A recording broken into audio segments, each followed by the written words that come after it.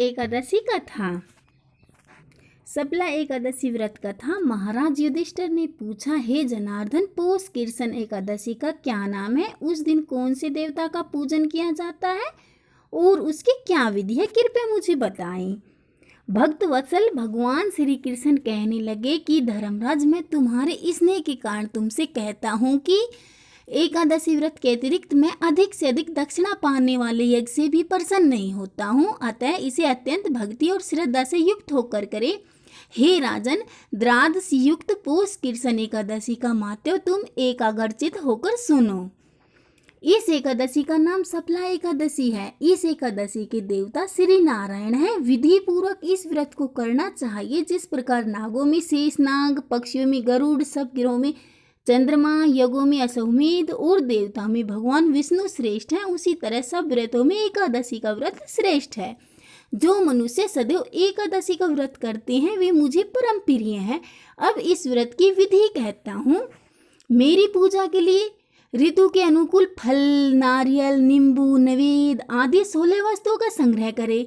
इस सामग्री से मेरी पूजा करने के बाद रात्रि जागरण करें। इस एकादशी के व्रत के समान यज्ञ, तीर्थ, दान, तप तथा और कोई दूसरा व्रत नहीं है। 5000 वर्ष तप करने से जो फल मिलता है उससे भी अधिक सबला एकादशी का व्रत करने से मिलता है। हे राजन, अब आप इस एकादशी की कथा सुनिए। चंपावती नगरी में एक महिष्मान नाम का राजा राज्य करता था। उसके 4 पुत्र थे। उन सब में लुम्पक नाम वाला बड़ा राजपुत्र महापापी था। वह पापी सदा परस्त्री और वेश्यागमन तथा दूसरे बुरे कामों में अपने पिता का धन नष्ट किया करता था। सदैव ही देवता, ब्राह्मण, वैष्णवों की निंदा किया करता था। जब राजा को अपने बड़े पुत्र के ऐसे कुकर्मों का पता चला तो उन्होंने उसे अपने राज्य से निकाल दिया। तब वह विचारने लगा कि कहाँ जाऊं, क्या करूं। अंत में उसने चोरी करने का निश्चय किया। दिन में वह वन में रहता और रात्रि को अपने पिता की नगरी में चोरी करता तथा प्रजा को तंग करने और उन्हें मारने का कुकर्म करता। कुछ समय पश्चात सारी नगरी भयभीत हो गई। वह वन में रहकर पशु आदि को मारकर खाने लगा। नागरिक और राज्य के कर्मचारी उसे पकड़ लेते किंतु राजा के भय से छोड़ देते। वन के एक अति प्राचीन पीपल का वृक्ष था। वन में एक बहुत पुराना पीपल का वृक्ष था। लोग उसकी भगवान के समान पूजा करते थे। उसी वृक्ष के नीचे वह महापापी लुम्पक रहा करता था। इस वन को लोग देवताओं की क्रीड़ा स्थली मानते थे। कुछ समय पश्चात पौष कृष्ण पक्ष की 10वीं के दिन वह वस्त्रहीन होने के कारण शीत के चलते सारी रात्रि सो नहीं सका। उसके हाथ पैर अकड़ गए। सूर्य उदय होते होते वह मूर्छित हो गया। दूसरे दिन एकादशी को मध्याह्न के समय सूर्य की गर्मी पाकर उसकी मूर्छा दूर हुई। गिरता पड़ता वह भोजन की तलाश में निकला। पशुओं को मारने में वह समर्थ नहीं था, अतः पेड़ों के नीचे गिरे हुए फल उठाकर वापस उसी पीपल वृक्ष के नीचे आ गया।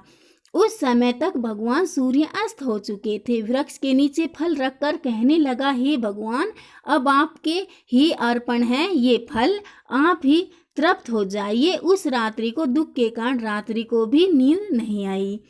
उसके इस उपवास और जागरण से भगवान अत्यंत प्रसन्न हो गए और उसके सारे पाप नष्ट हो गए। दूसरे दिन प्रातः एक अति सुंदर घोड़ा अनेक सुंदर वस्तुओं से सजा हुआ उसके सामने आकर खड़ा हो गया।